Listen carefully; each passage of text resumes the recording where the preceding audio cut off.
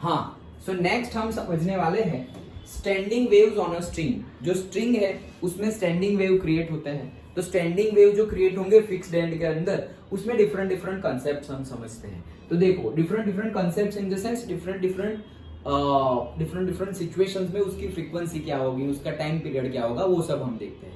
तो पहला केस लेते हैं हम फंडामेंटल मोड ऑफ वाइब्रेशन। क्या? Fundamental mode of vibration. मान लो हमारे पास वही गिटार है, ऐसा समझो गिटार में वायर को हमने दो फिक्स्ड एंड पे टाई कर दिया है। अब तुम ऐसे उसको अंदर हिलाओगे तो वाइब्रेट होने लगा। वो स्टेशनरी है। वो वेव्स कौन से हैं? स्टेशनरी वेव्स और स्टैंडिंग वेव्स। डन? ओके। तो ये स्टेशनरी और स्टैंडिंग वेव जो बने उसमें कोई धीरे से झटक रहा है, कोई जोर से झटक रहा है, जोर से बजाना होगा तो जोर से बजाएगा, और कोई ऐसे बजाएगा। तो मतलब कि उसकी फ्रीक्वेंसी, उसका टाइम पीरियड, वो बहुत कुछ मैटर करता है। डिफरेंट डिफरेंट केस में डिफरेंट डिफरेंट होगा। तो हम वन बाय वन अलग अलग केस देखते हैं, सब में फ्रीक्वेंसी भी अलग अलग होगी।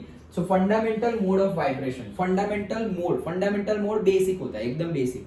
तो फंडामेंटल मोड ऑफ वाइब्रेशन हम समझते हैं क्या है उसमें। फंडामेंटल मोड में सबसे पहले ये हमारे दो फिक्स्ड एंड हो गए। ओके। अब फिक्स्ड एंड में यहां से वेव स्टार्ट हो रही है। फिक्स्ड एंड है तो फिक्स्ड एंड पे तो क्या होता है? नोड्स होता है। तो यहाँ पर एक हो गया हमारा नोड और यहाँ पर हो गया हमारा दूसरा नोड। ओके। और ये एक वेव जा रहा है, देखो ये जा रहा है और यहाँ टकराया और रिफ्लेक्ट होके वापस आ गया। अंडरस्टूड? सिंपल है। तो इसमें बीच में जो होगा वो क्या होगा? Anti node. Node anti node, उनके बीच का डिफरेंस वो सब कल हमने देखा था। तो ये हो गए नोड्स और ये हो गया एंटी नोड। फंडामेंटल मोड में ऐसे होगा। तो x इज इक्वल टू 0 है ये, मतलब लेंथ, और ये टोटल लेंथ कितनी है? l।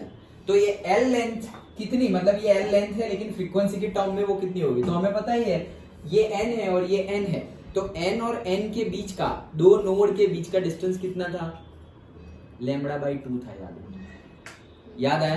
कल हमने डिस्कस किया था पूरा का पूरा, जैसे ऐसे। तो वहां तो बहुत सारे हमने 3 ड्रॉ किए थे, ये कट कर देता हूँ। वहां पर तो हमने 3 ड्रॉ किए थे। ओके, ऐसे। तो ये 1, फिर ऐसे 2, फिर यहाँ से वापस ऐसे गया, लाइक दैट। ओके।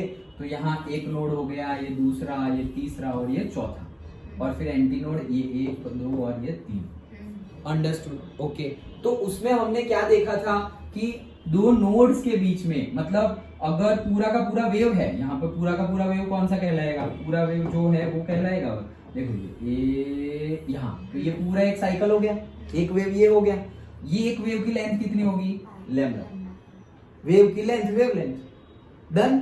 ओके। तो वैसे ही हम यहाँ पर कैलकुलेट करें, तो यहाँ पर देखो ऐसे, यहाँ पर गया, पूरा कंप्लीट भी नहीं हुआ, सिर्फ अपर पार्ट कंप्लीट हुआ और वापस रिफ्लेक्ट होके फिर से आ गया। अंडरस्टूड? मतलब एक पूरा कंप्लीट ही नहीं हुआ। पूरा कंप्लीट होगा तो ऐसे होगा ना, ऐसे। ये पूरा कंप्लीट हुआ, ये पूरा भी नहीं कंप्लीट हुआ। यही है हमारे फिक्स्ड एंड। तो फिक्स्ड एंड यही है, तो यहाँ पे टकरा जाएगा और यहाँ से वापस रिटर्न आ जाएगा। तो ये रहा। अंडरस्टूड? वो तो तुम फिक्स्ड एंड कहाँ रखते हो उसके ऊपर है ना। डन? ओके। चलो, सो ये हमारा फंडामेंटल मोड ऑफ वाइब्रेशन है और ये उसकी लेंथ है। सो जो वेलोसिटी होगी, वेव की वेलोसिटी और से particle velocity, okay, particle velocity, not wave velocity, particle velocity, तो वो कितना होगा? Square root of t/m। ये हमने डिस्कस कर लिया था। ओके। t टेंशन था, m mass per unit length था। सो t और मास पर यूनिट लेंथ, तो डेंसिटी के फॉर्म में अगर हम उसको लेके आ जाए तो से मास पर यूनिट लेंथ, तो मास रो इज इक्वल्स टू क्या होगा? रो इज इक्वल्स टू से मास बाय वॉल्यूम। सो ये rho is equals to mass by volume, so mass is equals to हो जाएगा rho into V. Done? Okay. Particularly यहाँ पे लेंथ है, तो हमने लेंथ तो डायरेक्टली, अगर तुम एक डायमेंशन 1 मीटर ले लो, सपोज वॉल्यूम है तो मीटर क्यूब होगा। अभी तुमने उसमें एक डायमेंशन 1 मीटर ले लिया, तो वहां पर तुम एरिया भी रख सकते हो। डन? ओके। तो हमारा फॉर्मूला है rho into square root of t upon rho a। Done? अब यहाँ पर हम फ्रीक्वेंसी क्या रख रहे हैं? फ्रीक्वेंसी हम रखते थे f से और न्यू से, यहाँ पर हमने n लगाया हुआ है। फ्रीक्वेंसी है, तुम्हें जो यूज करना है करो। तुम्हें वापस f या न्यू रखना हो तो रख सकते हैं। यहाँ पर n यूज किया है। तो फ्रीक्वेंसी का फॉर्मूला क्या था, c बाय लैम्बडा। जैसे हम वो निकालते थे E is equals to H nu, तो E is equals to H C by lambda ऐसे लिखते थे हम। तो फ्रीक्वेंसी क्या थी, फ्रीक्वेंसी c बाय लैम्बडा थी, तो वही लिखा हुआ है c बाय लैम्बडा, मतलब वेलोसिटी बाय लैम्बडा, तो वेलोसिटी बाय लैम्बडा। डन। तो फ्रीक्वेंसी वेलोसिटी बाय लैम्बडा है। अब इसमें ये 1 बाय लैम्बडा तो है ही, तो वेलोसिटी का फॉर्मूला क्या है, तो वो तो हमें पता है, तो वो लेके आ गए हम square root of T by M. Rho into A, particularly याद करो एम्पलीट्यूड और एरिया, दो चीजें हमने देखी थी, एम्पलीट्यूड और एरिया। तो यहां पर एम्पलीट्यूड नहीं है, यहां पर एरिया है। अंडरस्टूड? क्योंकि यहां पर हमने मास पर यूनिट लेंथ लिया हुआ है ना, याद आया? ओके, इंटेंसिटी की डेफिनेशन में दिया था हमने, energy incident per unit time per unit area, याद आया? तो वो इंटेंसिटी एरिया के इनवर्सली प्रोपोर्शनल है, लेकिन एम्पलीट्यूड के डायरेक्टली प्रोपोर्शनल। ओके, चलो, सो यहां तक का समझ में आ गया पूरा? अब इसमें हम सिर्फ वैल्यू पुट कर रहे हैं, तो यहां पर L इज इक्वल्स टू हमारा हो जाएगा लैम्बडा बाई 2। क्यों लैम्बडा बाई 2 हो जाएगा? क्योंकि दो नोड्स के बीच का डिस्टेंस हमने लास्ट क्लास में देखा था, दो नोड्स के बीच का डिस्टेंस कितना होगा, लैम्बडा बाई 2। तो ये एक नोड और ये दूसरा नोड, तो दो नोड्स के बीच का डिस्टेंस तो लैम्बडा बाई 2, तो L पूरा जो है वो लैम्बडा बाई 2 है। मैंने लैम्बडा ना लेकर लैम्बडा 1 लिया है, वो लैम्बडा 1 जो भी तुम लो, तो लैम्बडा 1 की वैल्यू हो जाएगी 2L। तो यहाँ पर जो लैम्बडा है उसकी जगह मैं पुट कर दूं उसकी वैल्यू, तो लैम्बडा 1 की वैल्यू 2L, तो 2L square root of T by M. तो मेरा N1 क्या आ गया, ये टी बाई एम तो एक्चुअली V था, तो यहाँ पर V अपॉन 2L ऐसा भी हम लिख सकते हैं। डन। तो ये हमें फंडामेंटल मोड ऑफ वाइब्रेशन में तुम्हारी फ्रीक्वेंसी कितनी होगी वो मिली। तो फंडामेंटल मोड ऑफ वाइब्रेशन ऐसे अगर वाइब्रेट किया तो तुम्हारी फ्रीक्वेंसी क्या मिलेगी, V अपॉन 2L। और अगर अलग वे में बोलना हो तो 1 upon 2L square root of T by M. Done. फिर से एक बार समझते हैं क्या किया हमने। फंडामेंटल मोड ऑफ, अभी डिफरेंट डिफरेंट फ्रीक्वेंसी होगी, तो हमने फंडामेंटल मोड एकदम बेसिक वाला फंडामेंटल मोड लिया, तो उसमें फ्रीक्वेंसी क्या होगी वो हम देख रहे हैं। तो यहाँ पर स्टैंडिंग वेव जनरेट कैसे हुआ, दो फिक्स्ड एंड के बीच में ये जो हाफ साइकिल है ना उतना ही कंप्लीट हुआ और फिक्स्ड एंड आ गया, तो वहां से रिफ्लेक्ट होके वापस वो चला गया। डन। तो हाफ साइकिल से ही चला गया। तो L इज इक्वल्स टू क्या हुआ, दो नोड है यहाँ पर, तो दो नोड के बीच का डिस्टेंस कितना था, लैम्बडा बाई 2। तो L कितना हो गया, लैम्बडा बाई 2। तो ये हो गया हमारा L is equals to lambda by 2। अभी वेलोसिटी का हमारा फॉर्मूला है square root of T by M, where T is the tension in the string and m is the mass per unit length. Understood? Okay, तो हमने वो formula लगा दिया। Done. अब डायरेक्टली हमने फ्रीक्वेंसी का सिंपली, हमने ये सब फॉर्मूले याद ना रहे, फ्रीक्वेंसी का तो फॉर्मूला याद है हमें, nu is equals to C by lambda. तो सी की जगह वेलोसिटी v, लैम्बडा की जगह लैम्बडा, तो n इज इक्वल्स टू, यहाँ n भी हम फ्रीक्वेंसी के ले रहे हैं, n ना लिखना हो सिंपली फ्रीक्वेंसी लिखना हो तो फ्रीक्वेंसी लिख दो।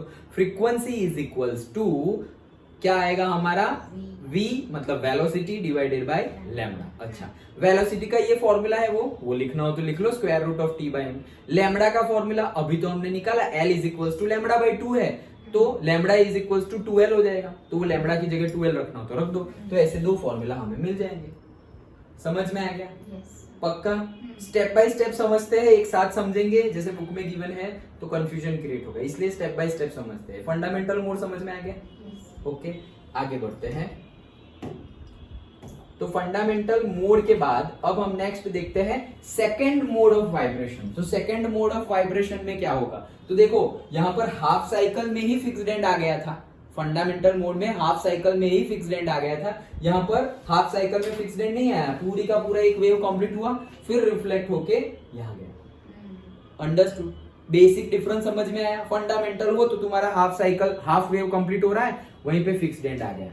और सेकंड मोड में क्या है, तुम्हारा पूरा का पूरा वेव कंप्लीट हुआ और फिक्स्ड वेव आया।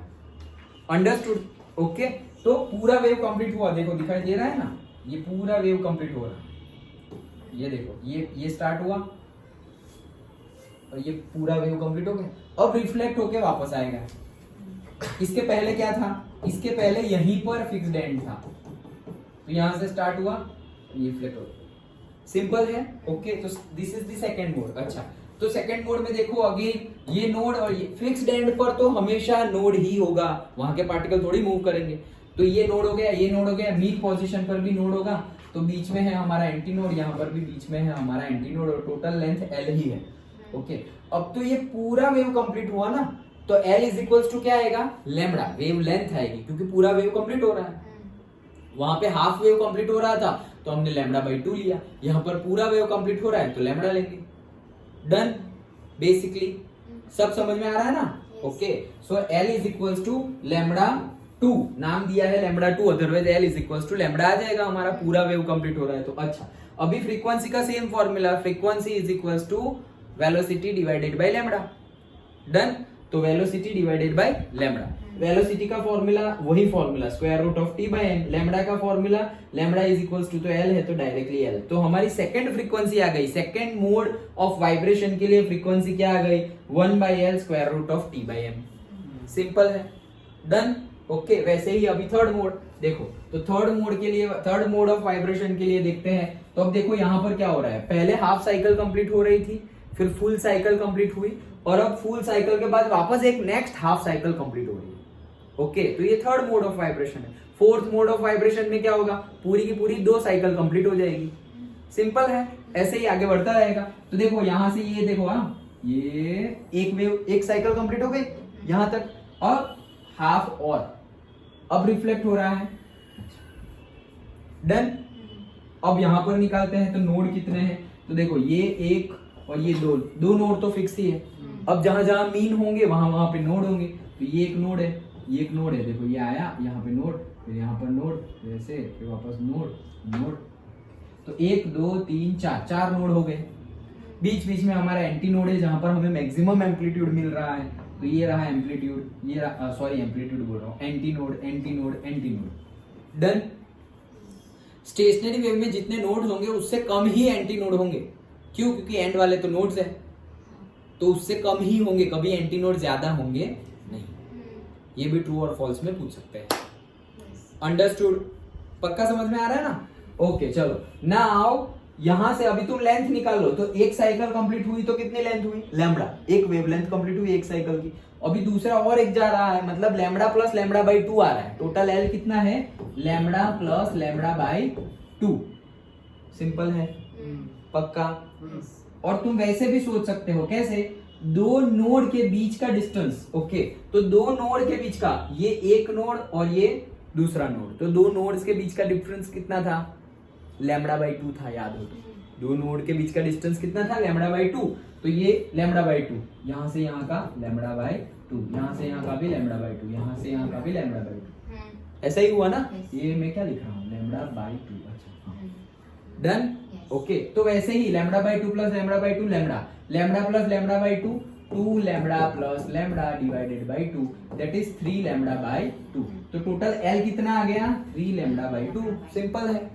ओके, तो लैम्बडा 3 क्या हो गया, 2l बाई 3। अब सिंपली हमारा फ्रीक्वेंसी का फॉर्मूला वेलोसिटी डिवाइडेड बाय हमारा से c बाई लैम्बडा, मतलब वेलोसिटी डिवाइड बाय लैम्बडा, तो velocity divided by lambda, velocity का फॉर्मूला ये रहा और लैम्बडा का फॉर्मूला ये रहा, तो n3 मिल गया हमें 3/2l square root of t by. तो अभी कितने भी मोड हो, अभी तो ये थर्ड मोड ऑफ वाइब्रेशन है, अभी कोई पूछे 7th mode of vibration numerical में पूछ ले, उसके लिए तुम्हें सब कुछ गिवन होगा, लैम्बडा का वैल्यू ये है, लेंथ ये है, फाइंड करो। लेकिन तुम्हें लैम्बडा पता चल गया, तुम्हें लेंथ पता चल गई, लेकिन तुम्हें ये नहीं पता होगा कि यार यहाँ पर नंबर 3/2 है, यहाँ पर नंबर आ रहा था 1 बाई नथिंग, 1 नहीं था, सिर्फ फंडामेंटल मोड में आ रहा था 1/2, तो 3/2 आएगा, 1/2 आएगा, वो याद रखना पड़ेगा। वो याद रखने की ट्रिक क्या है, वो देखो, वो याद रखने की ट्रिक क्या है। स्टार्टिंग फंडामेंटल मोड का फॉर्मूला हमारा ये आया, इससे पहले जो हमने किया उसका फॉर्मूला ये आया था, देख लो। डन। तो फ्रीक्वेंसी का फॉर्मूला क्या आया फंडामेंटल मोड में, 1/2l इंटू v और into square root of t by m। अभी सेकंड मोड के लिए क्या आया, तो 1/2, देखो 1/l तो सब में ही है, देखो इसमें भी 1/l है, square root of t by m, 1/l square root of t by m, 1/l square root of t by m, वो तो सब में है। तो फंडामेंटल मोड जो था उसको मैं अगर 2 से मल्टीप्लाई करूं, देखो इसको मैं किससे मल्टीप्लाई करूं, 2 से मल्टीप्लाई करूं, तो वो 2 कट, तो ये आ जाएगा। डन। इसी को मैं 3 से मल्टीप्लाई करूं तो क्या आएगा, 3/2, देखो आ गया। तो अगर 2 से मल्टीप्लाई करूं तो सेकेंड मोड ऑफ वाइब्रेशन के लिए फ्रीक्वेंसी मिल गई, 3 से मल्टीप्लाई करूँ तो थर्ड मोड ऑफ वाइब्रेशन के लिए फ्रीक्वेंसी मिल गई। तो अभी मुझे 7th पूछे तो मुझे कुछ याद ही नहीं रखना है, यहाँ से 7 को मल्टीप्लाई कर देना है, तो 7/2L square root of T/M, तो 7th मोड ऑफ वाइब्रेशन के लिए मुझे फ्रीक्वेंसी मिल जाएगी। सिंपल है, समझ में आ गया? ओके, तो ये थे हमारे मोड ऑफ वाइब्रेशंस। तो याद रहे कि कैसे मोड ऑफ वाइब्रेशन हमने बनाए। फंडामेंटल मोड ऑफ वाइब्रेशन में हाफ साइकिल कंप्लीट हुई थी, फिर सेकंड मोड ऑफ वाइब्रेशन में फुल वेव एक कंप्लीट हुआ, थर्ड मोड ऑफ वाइब्रेशन में एक फुल कंप्लीट होने के बाद वापस एक नेक्स्ट हाफ कंप्लीट हुई थी। डन। और सब में फ्रीक्वेंसी का फॉर्मूला क्या होगा, या तो वो वेलोसिटी के टर्म्स में हो सकता है या तो फिर वो स्क्वायर रूट ऑफ T/M वैसा लिखा हुआ होगा, जो वेलोसिटी का ही फॉर्मूला है। डन। ओके, तो ये थे हमारे standing waves on a string. और कुछ है? हाँ, तो अगर हमने ऐसे 3 निकाल लिए तो 3 की जगह अभी कितने भी गिवन हो, 100 भी पूछ ले, क्योंकि वेव्स तो कितने लंबे लंबे ट्रैवल कर रहे हैं। तो अगर पीथ मोड निकालना हो, पीथ मोड जैसे हम मैथ्स में करते थे nth मोड, वैसे तो अभी जैसे थर्ड मोड बोला तो हमने क्या किया, मल्टीप्लाई बाय 3 कर लिया था। फंडामेंटल मोड ऑफ वाइब्रेशन की जो फ्रीक्वेंसी थी 1/2L square root of T/M, उसको थर्ड मोड के लिए निकालना था तो हमने 3 से मल्टीप्लाई कर दिया। तो पीथ मोड के लिए निकालना हो तो p से मल्टीप्लाई कर रहा हूं, तो देखो p/2L square root of T/M मिल गया। डन। तो ये फर्स्ट के लिए था ऐसा, सेकंड के लिए यहां से 2 से मल्टीप्लाई कर दिया, 2 कट हो गया, थर्ड के लिए यहां पर 3 से मल्टीप्लाई किया तो ये आ गया, फोर्थ के लिए यहां से 4 पर मल्टीप्लाई किया तो 2 2 4, तो ये 2 2 4 तो 2/L आ जाएगा। अंडरस्टूड? वैसे जितने के लिए लिखना हो उतने के लिए लिख सकते हैं। डन। अब एक और चीज, क्या अगर दो कंसेक्यूटिव फ्रीक्वेंसीज का हम डिफरेंस लें, मतलब से 4 - 3, 3 - 2, 2 - 1, कंसेक्यूटिव मतलब जो सीक्वेंस में हो वो, ऐसे 3 - 1 नहीं, 4 - 2 नहीं, 4 - 3, 3 - 2, 2 - 1, कंसेक्यूटिव मतलब सीक्वेंस में हो वो। तो सीक्वेंस में जो हो वो हो, उनकी फ्रीक्वेंसीज का डिफरेंस ले तो देखो क्या आ रहा है। जैसे कि मैं कर रहा हूं N4 - N3, ये क्वेश्चन पूछा जाता है इसलिए कर रहे हैं। तो N4 - N3 MCQ में फिल इन द ब्लैंक्स में भी पूछा जाता है। तो N4 क्या था, 4/2L square root of T/M, N3 क्या था, 3/2L square root of T/M। अब 1/2L तो दोनों में कॉमन है, स्क्वायर रूट ऑफ T/M, तो ये निकाल लिया, तो ये पूरा निकल गया, तो यहाँ पे 4 बचा। ये 1/2L square root of T/M निकाल लिया तो यहाँ पर 3 बचा। 4 - 3 क्या होता है, 1, तो यहाँ पर सिंपली आ गया 1/2L square root of T/M। तो ये क्या है, ये तो देखो फंडामेंटल मोड पहला वाला जो था वही आ गया। ओके, तो क्या आ गया, 1/2L square root of T/M। मतलब दो कोई भी कंसेक्यूटिव फ्रीक्वेंसीज का डिफरेंस निकालोगे तुम, तो वो हमेशा क्या आएगा, फंडामेंटल मोड ऑफ वाइब्रेशन की जो फ्रीक्वेंसी होगी वही आएगा। तो ये एमसीक्यू में पूछ सकते हैं क्या, कि सपोज मेरे पास, तुम्हें ऐसे एमसीक्यू में दे देंगे कि मेरे पास 10th मोड ऑफ वाइब्रेशन है and 11th mode of vibration की फ्रीक्वेंसीज गिवन है, तो मुझे बताओ फंडामेंटल मोड ऑफ वाइब्रेशन की फ्रीक्वेंसी कितनी होगी। तो हम फिर ऐसे कुछ ना कुछ मल्टीप्लाई करने मत चले जाना कि 10th की गिवन है, 9th की गिवन है, 11th की गिवन है, लेकिन फंडामेंटल तो मतलब एकदम बेसिक फर्स्ट वाला, उसकी कैसे निकाले, तो 11th - 10 कर दो या 10 - 9 कर दो, वो जो आंसर आएगा वही फंडामेंटल मोड की फ्रीक्वेंसी होगी। डन। अभी अगर मैं दूसरे किसी का निकालू, देखो दूसरे किसी का निकाल के देखते हैं, किसके से 3 - 2 का निकालते हैं, तो देखो N3 - N2 is equal to से 3/2L square root of T/M minus 2/2L square root of T/M। तो देखो 1/2L square root of T/M तो कॉमन है, 1/2L square root of T/M। तो इतना अगर कॉमन निकल गया तो रहा क्या, सिर्फ 3। यहाँ से इतना अगर कॉमन निकल गया तो रहा क्या, 2। अगेन 3 - 2 1, तो ये आ गया वापस वही चीज। अंडरस्टूड? पक्का? Okay, done. बड़े आगे, कोई भी कंसेक्यूटिव मोड ऑफ वाइब्रेशन की फ्रीक्वेंसी का डिफरेंस निकालोगे तो वो तुम्हें मिलेगा फंडामेंटल मोड ऑफ वाइब्रेशन की जो फ्रीक्वेंसी थी वही मिलेगी। डन? पक्का? चलो, तो ये था हमारा स्टैंडिंग वेव्स जो बनते हैं वो। ओके, तो स्टैंडिंग वेव्स में हमने क्या क्या देखा, देखो पर्टिकुलरली पहले तो हमने आज तो ये डिफरेंस निकाला था प्रोग्रेसिव एंड स्टैंडिंग वेव्स का। इसमें ये 2 लिखे हुए हैं, एक फिगर है, लेकिन हमने 5-6 पॉइंट डिस्कस किए, तो वो सारे याद रखने हैं, एम्पलीट्यूड का, क्रॉसिंग द मीन वाला, टाइम पीरियड वाला, सब कुछ। ओके, नोड्स वाला। डन? ओके देन हमने ये चीज डिस्कस की अभी कि standing waves on a string, मतलब स्ट्रिंग में जो स्टैंडिंग वेव स्टेशनरी वेव्स बन रहे हैं उसमें वेलोसिटी का फॉर्मूला और उसमें फ्रीक्वेंसी का फॉर्मूला क्या है। अंडरस्टूड। तो वेलोसिटी और फ्रीक्वेंसी का फॉर्मूला क्या है, तो वो हमने डिफरेंट केस में निकाला। फंडामेंटल मोड ऑफ वाइब्रेशन में हमारी हाफ साइकिल ही कंप्लीट हो रही है और फिर रिफ्लेक्ट हो जा रहा है। ओके तो L इज इक्वल्स टू क्या आएगा, लैम्बडा बाई 2। फिर सेकेंड मोड ऑफ वाइब्रेशन में हमारी फुल साइकिल कंप्लीट हो रही है और फिक्स्ड एंड है आ गया, मतलब L कितना हो गया, लैम्बडा। ओके फिर से थर्ड मोड ऑफ वाइब्रेशन में हमारी एक पूरी कंप्लीट हो रही है और फिर एक हाफ कंप्लीट हो रही है, मतलब टोटल L कितना हो गया हमारा, लैम्बडा प्लस लैम्बडा बाई 2, मतलब lambda by 2 plus lambda by 2 plus lambda by 2, मतलब 3 लैम्बडा बाई 2। डन। तो वैसे हमने लैम्बडा बाई 2 और बेसिकली तुम्हें फ्रीक्वेंसी का फॉर्मूला याद ही है, जैसे कि nu is equals to C by lambda, तो न्यू इज इक्वल्स टू से वी बाई लैम्बडा। ओके तो न्यू लिखो, एफ लिखो, या यहाँ पर हमने जो यूज किया है एन लिखो, चले। ओके जनरली हम बुक के रिलेटेड जो है वो, लेकिन है फ्रीक्वेंसी। डन, पक्का। ओके तो ये थे हमारे standing waves on a string, और इसी के बाद हमें डिस्कस करना है जो बुक में फिगर गिवन है बड़ी बड़ी, तो that is also easy, but ये अच्छे से समझ लिया तो ये सब बहुत इजीली समझ में आ जाएगा।